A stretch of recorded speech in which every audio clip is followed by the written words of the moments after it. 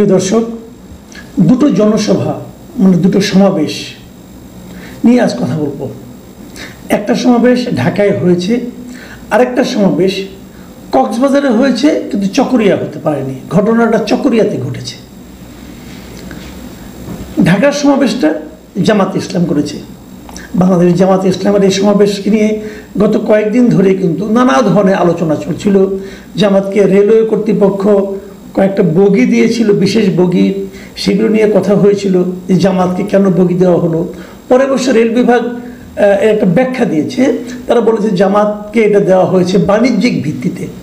জামাত এটার ভাড়া পরিশোধ করেছে এবং রেল বিভাগ মনে করেছে যেহেতু ছুটির দিনে এমনিতে লোকজন কম হয় এই ট্রেনে, তাহলে ট্রেনে যদি দুটো বগি ফুল থাকে অসুবিধাটা কি। আবার বিপরীত দিকে রেল বিভাগ থেকে এটাও বলা হয়েছে যদি আমরা এই ট্রেনের বগি দুটো ওদের কাছে ভাড়া না দিতাম তাহলে হয়তো অনেক লোক মিটিংয়ে আসার জন্য হয়তো বিনা টিকিটেই চলে আসতো। কাজে আমাদের লাভ হয়েছে বাণিজ্যিকভাবে। এটা খুব ভালো একটা বক্তব্য এবং খুব ভালো একটা উদাহরণ। আমি আশা করব এই উদাহরণটা যেন এখানে থেমে না থাকে। অর্থাৎ আগামীতে যখন কোনো পলিটিক্যাল পার্টি অথবা অন্য কোনো পার্টি যদি এইভাবে বাণিজ্যিক কারণে বাণিজ্যিকভাবে তাদেরকে টাকা পরিশোধ করে, তারা যেন তাদেরকেও এরকম বগি সরবরাহ করে, এটাই প্রত্যাশা করব। যদি আগামীতে এই ধরনের উদাহরণ আমরা দেখতে না পাই তাহলে বুঝবো এটা ছিল কোনো লজিক না, এটা ছিল একটা অজুহাত, জাস্ট জামাতকে দেওয়াটাকে জাস্টিফাই করা একটা অজুহাত। কি হবে আমরা খুব শীঘ্রই দেখতে পারবো। আমার ধারণা খুব শীঘ্রই ঢাকা শহরে আরও জনসভা হবে এবং সেই জনসভা যেগুলো হবে, যে পলিটিক্যাল পার্টিগুলো করবে, তাদের প্রতি অনুরোধ আপনারা রেল বিভাগের কাছে চাইবেন, দেখেন বগি পান কিনা, তারপরে এটা নিয়ে আমরা আলোচনা করব। কিন্তু সেটা ইম্পর্টেন্ট না। ইম্পর্টেন্ট হলো জামাতের মিটিংটা। জামাতের মিটিংটা আসলে আমাদেরকে কি বুঝালো, রাজনীতির কি দিক নির্দেশনা আমরা জামাতের এই মিটিং থেকে পেলাম। জামাতের এই মিটিংয়ে মোটামুটি ভালো লোক হয়েছিল, সারা দেশ থেকে লোক এসেছিল, আমার দেখার মধ্যে ভালোই লোক হয়েছিল। কিন্তু এবারে হয়েছে কি, ড্রোন থেকে ছবি তোলা হয়েছে, তো ড্রোন থেকে ছবি তোলার কারণে আমি দেখেছি অনেক জায়গায় কিন্তু ফাঁকা ছিল। এই কারণটা হলো কি, যখন ড্রোন থেকে কেউ ছবি তোলে, উপরে থেকে যখন ছবি তোলে তখন পুরো জিনিসটা বোঝা যায়। কিন্তু যখন আবার পত্রিকার লোকের ছবি তুলে ততটা একটা অ্যাঙ্গেল থেকে তুলে তোর মনে হয় কিন্তু লোকে লোকারণ্য। যা হোক, তারপরেও লোক হয়েছিল প্রচুর, কোনো সন্দেহ নেই। সোহরাওয়ার্দী উদ্যানে যে লোকগুলি হয়েছিল, আমার কাছে মনে হয়েছে একটা বড় জনসভায় জামায়াত আয়োজন করতে পেরেছে। এই অনুষ্ঠানে বিএনপির কেউ যায়নি। সাধারণত এই ধরনের অনুষ্ঠানে আমরা এর আগে দেখেছি বিভিন্ন দলের প্রতিনিধিরা আসেন বড় অনুষ্ঠানে, বিএনপি কেন যায়নি? কিন্তু সেখানে এনসিপির সার্জিস আলম গিয়েছিলেন, সেখানে গণ অধিকার পরিষদের নূর গিয়েছিলেন, এনসিপি নূর এরা গেলেন, কিন্তু বিএনপি কেন গেলেন না? অথচ জামাতের সঙ্গে বিএনপির তো দীর্ঘদিনের একটা প্রেমের সম্পর্ক ছিল। 2001 সালে আমরা দেখেছি তারা জোটবদ্ধভাবে নির্বাচনে অংশ নিয়েছেন এবং বিজয়ী হয়েছেন। তো সেই জামাতের মিটিংয়ে বিএনপির কেউ গেলেন না কেন? এটা কিন্তু একটা বড় প্রশ্ন ছিল। আসলে এই না যাওয়াটাই বোধহয় স্বাভাবিক ছিল। তবে বিএনপি একটা জবাব দিয়েছে। জবাব হলো আমাদের কিন্তু দাওয়াত করেনি, আমরা কেন যাব? জামাত কেন দাওয়াত করেনি আমি জানি না জামাতের ব্যাখ্যা। তবে এতটুকু বুঝি যে একটা বেসিক বিষয়, সামনে যখন ইলেকশন হবে সেই ইলেকশনে বিএনপি এবং জামাত তো পরস্পরের প্রতিদ্বন্দ্বী হবে। দেখুন, যখন জোট হয়, বিশেষ করে ভোটের রাজনীতিতে যখন জোট হয়, সাধারণত 1 নম্বর দল আর 2 নম্বর দল মিলে কিন্তু জোট কখনো হয় না। এটাই নিয়ম। 1-এর সঙ্গে 3-এর হয়, 3-এর সঙ্গে অথবা 2-এর সঙ্গে 3-এর হয়, অথবা 3-এর সঙ্গে 2-এর সঙ্গে 4-এর হয়, এরকম হয়। কিন্তু প্রধান 2 প্রতিদ্বন্দ্বী একসঙ্গে মিলে জোট করবে, তাহলে দ্বিতীয় দলটা কে? কাজে এটা না হওয়াটাই কিন্তু লজিক্যালি স্বাভাবিক। তারপরেও সামনে নির্বাচন হবে, নির্বাচনকে কেন্দ্র করে কিন্তু নানা রকম ইকুয়েশন এর মধ্যে চলছে, রাজনৈতিক বিরোধ আছে, পিআর পদ্ধতি নিয়ে একটা বড় বিরোধ আছে। এই সংস্কার যে আলোচনাগুলো হচ্ছে সেখানে পিআর পদ্ধতিতে উচ্চকক্ষ গঠন হবে কি হবে না, এটা নিয়ে জামাত এবং বিএনপির মধ্যে একটা বড় ধরনের বিরোধ আছে। এখানে জামাত পিআর পদ্ধতি চায়, জামাতের সঙ্গে সঙ্গে ইসলামী আন্দোলন চায়, তার সঙ্গে এনসিপি চায়। তো এগুলো কি আলটিমেটলি একটা ভবিষ্যৎ নির্বাচনী জোটের ইঙ্গিত বহন করে কিনা আমরা এখনো কিন্তু ক্লিয়ার না। তবে এরকম কিছু একটা হতে পারে বলে অনেকে মনে করেন। এগুলি সবগুলো পারিপার্শ্বিক বর্ণনা। মূল যে পয়েন্টটা মিটিংয়ে সেটা নিয়ে বলি। মূল পয়েন্টটা হলো এই মিটিংয়ে কথা বলতে যে জামাতে আমিরে জামাত ওনারা বলেন ডক্টর শফিকুর রহমান, দুবার দাঁড়িয়ে ঠেকাচ্ছে, পড়ে গেছেন নিচে। উনি দাঁড়িয়ে কথা বলছিলেন, প্রথম একবার পড়ে গেছেন, তারপর উঠেছেন, অনেকে ধরাধরি করে উঠিয়েছেন, উনি আবার বক্তৃতা শুরু করেছেন, উনি আবার পড়ে গেছেন। তৃতীয়বার আর ওঠার চেষ্টা করেন নাই, ওভাবে বসে থেকেই সামনের দিকে 2 পা ছড়িয়ে দিয়ে উনি ওখানে বসেই কথা বলেছেন। বক্তব্য সংক্ষিপ্ত ছিল, স্বাভাবিক, এরপরে বক্তব্য লম্বা দেওয়ার কোনো সুযোগ নেই। এখন প্রশ্ন হলো, কি বলছিলেন উনি? অল্প বক্তব্য হলো, আমার কাছে ওনার বক্তব্যটা খুবই গুরুত্বপূর্ণ মনে হয়েছে। উনি কি বলছিলেন? প্রথমবার যখন উনি দাঁড়ালেন বক্তৃতাতে, উনি একটা কথা বললেন যে একটা লড়াই হয়েছে ফ্যাসিবাদের বিরুদ্ধে, আরেকটা লড়াই হবে দুর্নীতির বিরুদ্ধে। জামায়াত যে দুর্নীতিমুক্ত সমাজ গড়বে তার প্রথম প্রমাণ হচ্ছে, এইটুকু বলে উনি বাক্যটা শেষ করতে পারেন নাই, উনি পড়ে গেছেন। মানে জামাত যে আসলে একটা দুর্নীতিমুক্ত সমাজ গঠন করতে চায় তার প্রথম একটা প্রমাণ উনি দিতে চেয়েছিলেন, প্রমাণটা আমরা পাইনি, দেওয়ার আগে উনি পড়ে গিয়েছিলেন। আমি আশা করব জামাত ইসলামী বাংলাদেশ পরবর্তী সময়ে এই প্রমাণটা তারা লিখিতভাবে দিতে পারেন। আমরা জানতে চাই তাদের প্রথম প্রমাণটা কি, যেটা দেখে আমি উপলব্ধি করতে পারি যে জামাত অবশ্যই একটা দুর্নীতিমুক্ত সমাজ গড়বে। আবার যিনি যখন দ্বিতীয়বার উঠলেন, দ্বিতীয়বার উঠে কিন্তু আবার বললেন যে দুর্নীতিমুক্ত বাংলাদেশ আমরা সবাইকে নিয়ে গড়ব। আমরা কথা দিচ্ছি আল্লাহর মেহেরবানি ও জনগণের ভালোবাসা নিয়ে জামাত যদি সরকার গঠন করে তাহলে, এইটুকু বলে বাক্যটা শেষ করতে পারেন নাই, উনি আবার পড়ে গেছেন। এবং দ্বিতীয়বার পড়ার পর ডাক্তাররা দেখলাম ছোটাছুটি করলেন, অনেকে দেখলাম ওনার ব্লাড প্রেশার চেক করছেন, অনেকে দেখলাম হাত থেকে আঙ্গুল থেকে রক্ত নিলেন, নিয়ে হয়তো ডায়াবেটিস চেক করছেন, এরকম অনেক কিছু হতে থাকলো। তারপরে যখন বসে থাকলেন, বসে বসে উনি আরও অনেক কথা বললেন। সেগুলোর মধ্যে মূল কথাটা কি? মূল কথাটা হলো, জামাত যদি এমপি হতে পারে, সরকারে যেতে পারে, তাহলে উনি আগামী দিনে কোনো এমপি মন্ত্রীগুলো সরকারি প্লট গ্রহণ করবে না, কোনো এমপি মন্ত্রী কোনো ট্যাক্সবিহীন গাড়ি চড়বে না, কোনো এমপি ও মন্ত্রী তাদের নিজেরা টাকা চালাচালি করবে না। তারা যদি কোনো কাজের বরাদ্দ পায়, সেই কাজটা শেষ হওয়ার সঙ্গে সঙ্গে সেই কাজের বিস্তারিত প্রতিবেদন তারা জনগণের সামনে তুলে ধরবে।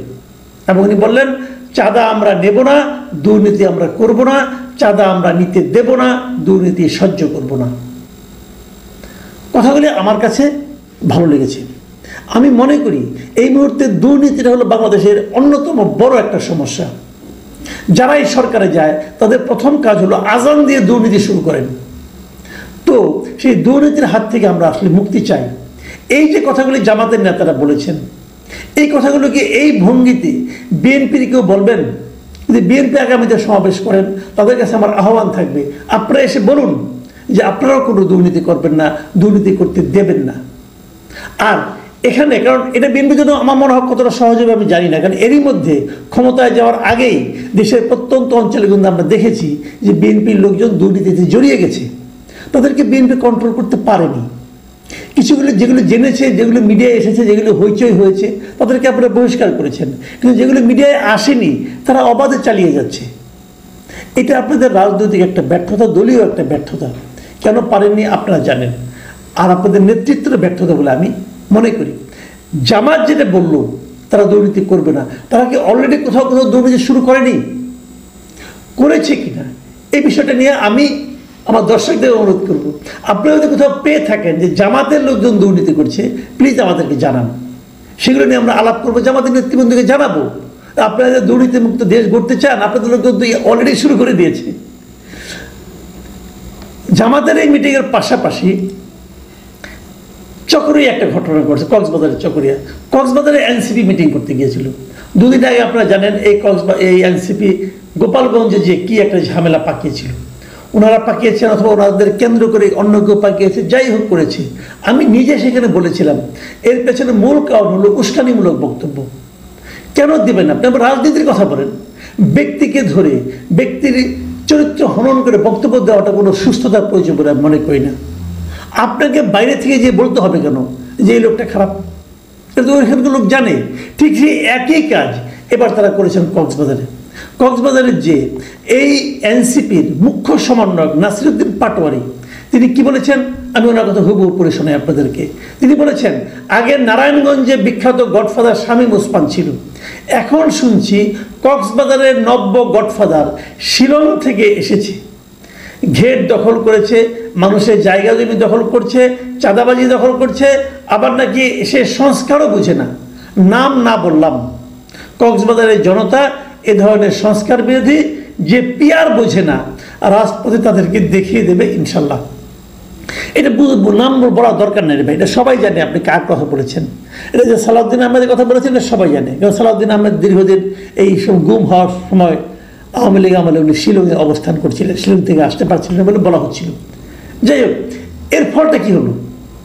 এর ফলটা হলো চকরিয়ায় তাদের যে সভাটা হওয়ার কথা ছিল সেই সভা মঞ্চ বিএনপির বিক্ষুব্ধ লোকজন যে ভেঙে দিয়েছে।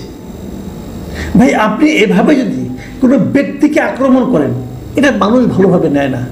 যদি সালাউদ্দিন আহমেদ চাঁদাবাজ হয়ে থাকেন, যদি সালাউদ্দিন আহমেদ ঘের দখল করে থাকেন, যদি সালাউদ্দিন আহমেদ গডফাদার হয়ে থাকেন, সে তো তাকে নাম বলার দরকার নেই, ওখানকার লোকজনই সব জানে। আপনি ওভাবে বলেন আপনার গডফাদারের বিরুদ্ধে রাজনীতি করছেন, এটা বললেই তো হয়ে যায়। কিন্তু নাম ধরে উচ্চারণ করার দরকারটা কোথায়? যখন নাম ধরে উচ্চারণ করেন তখন এই গডফাদার যদি ধরে নিলাম উনি গডফাদার, তো গডফাদারকে একা একা গডফাদারগিরি করে এটা গিয়ে তার সঙ্গে লোক আছে না, ওখানকার স্থানীয় লোকজন আছে না, এরা সবাইকে গডফাদারের অনুচর নাকি তারা বিএনপিকে ভালোবাসে? দুটি হতে পারে। তারা তো মিছিল করে যে চকরিয়া আপনার মঞ্চ ভেঙে দিল, আপনি হয়তো পালিয়ে আসলেন, আপনি চকরিয়া যেতেই পারলেন না, লাভটা কি হলো? এখান থেকে না আমার মনে একটা সন্দেহ আসে। সন্দেহটা কি, এরা কি আসলে ইন্টেনশনালি সব জায়গায় যায় একটা করে গন্ডগোল পাকাতে? কেন যায়? এই গন্ডগোল পাকিয়ে দিতে লাভ কি?